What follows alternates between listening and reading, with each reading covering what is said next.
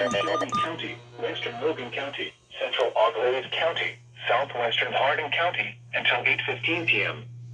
At 7:38 p.m., a severe thunderstorm was located over Watkins, moving east at 50 miles an hour. Hazard, ping pong ball size hail and 60 miles an hour wind gusts. Source, radar indicated. Impact, people and animals outdoors will be injured.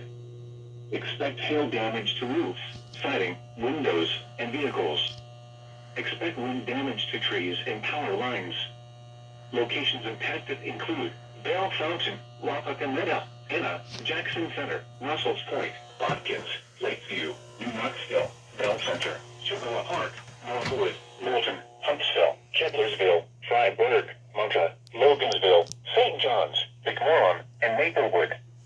This includes I-75 in Ohio between mile markers 100 and 111.